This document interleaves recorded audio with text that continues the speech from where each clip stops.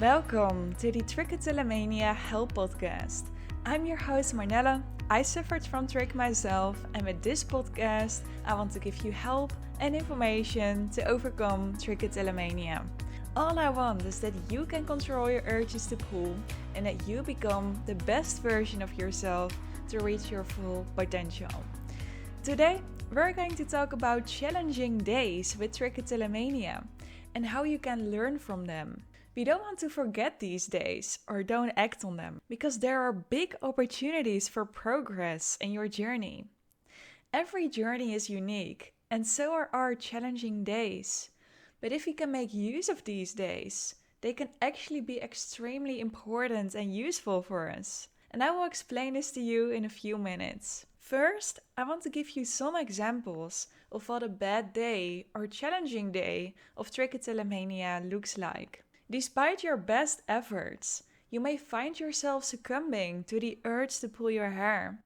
And this could result in even more negative consequences and emotional distress. A very common challenge is the urge to pull as a way to cope with our stress. Imagine you have a deadline at work, or everyone puts a lot of work on your shoulders and you're feeling overwhelmed.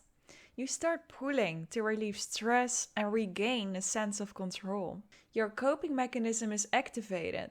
And yes, it can bring temporary relief for your stress, but further down the line, you face the consequences of hair loss and potential embarrassment at work. Another challenge can be dealing with boredom or restlessness. Think about a quiet evening at home while you watch TV or read a book. You've pulled out more hair than you intended. And the result? You may be left feeling frustrated with yourself for engaging in this horrific pulling again. You, of course, wish you had healthier ways to occupy your time rather than hair pulling. Something else that can trigger hair pulling is the sensation or texture of the hair itself. In my other episode about if hair regrowth from trichotillomania is possible, I also mentioned that different textures can make it more tempting to pull your hair. And when you pull a hair in the so-called active growth phase, you can damage your follicle, which, simply said, makes it upset. And this results in hair that takes longer to grow back, or hair that grows back in a different texture. You can learn everything about this in my other episode. You may find certain types of hair particularly satisfying to pull. Think about those with a specific texture or thickness. What could also give you a bad day with trichotillomania is when it impacts your social interactions. Imagine you're at a social event with friends and other people you don't know yet. While you're having a conversation with someone, you might start to pull your hair automatically. And this is completely normal, as the behavior is so deeply wired in your brain that it even happens when you don't think about it. But that person notices you pulling and asks about the behavior. This could lead to embarrassment and shame. You might even take these feelings with you when you go home, and this could make the day feel like a crappy and unsuccessful day. I can give you many more examples of what could lead to a bad or challenging day with trichotillomania, but this gives you an idea of what it looks like. There are many ways how your day could turn into a bad trichotillomania day. But here is where it starts to get interesting. If you didn't have those bad days, you would miss out on the opportunity to make huge progress. It's during these bad days that you can find opportunities for growth and progress in overcoming trich. These days allow you to learn from your triggers, your mistakes, and figure out what strategies and techniques work best for you. It's natural to feel defeated by bad days when struggling with trich, but you can change that with your mindset. A simple, genuine shift from another worst day of trichotillomania. This is never going to end.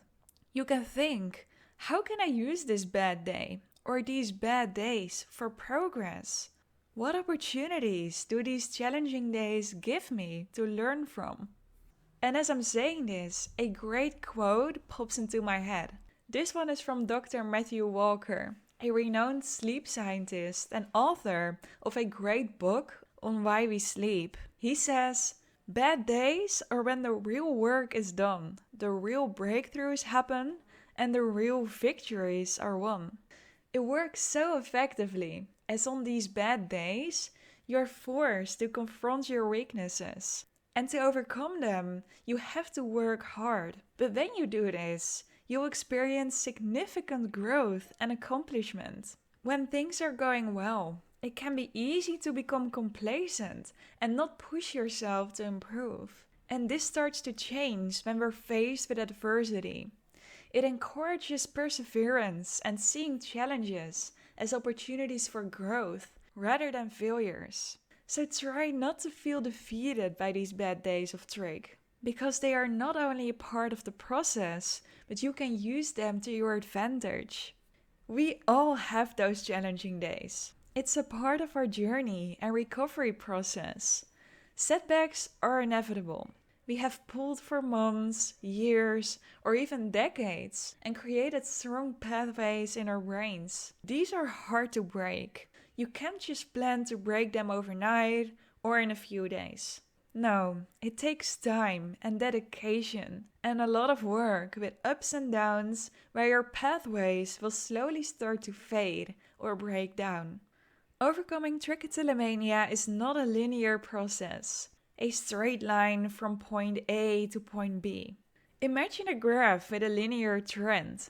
The graph goes up and down like a zigzag, but if you look at the overall direction, it's going up. It's like when you're playing a video game and you have some levels where you win and some where you lose. But if you keep playing, you're getting better and moving forward overall.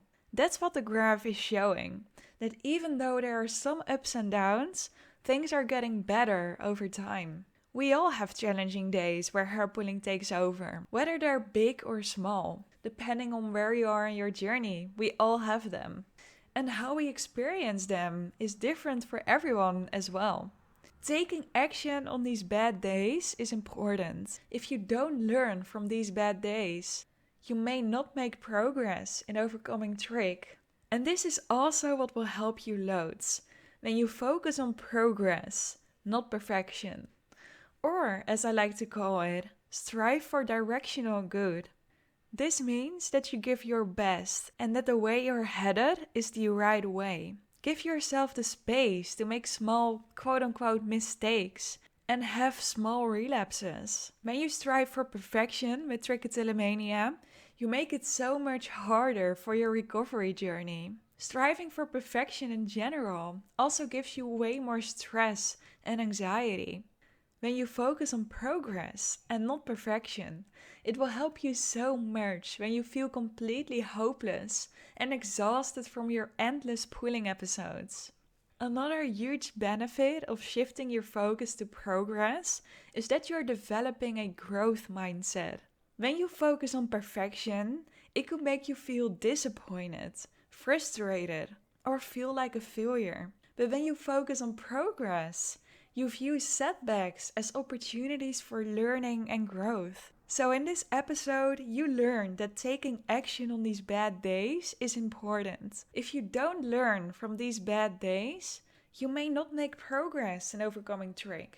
So try to reflect on what triggered the pulling episode and what strategies help prevent it from happening again. So that was it for today's episode. If you want to get more help and tips to overcome trichotillomania, then make sure to follow this podcast.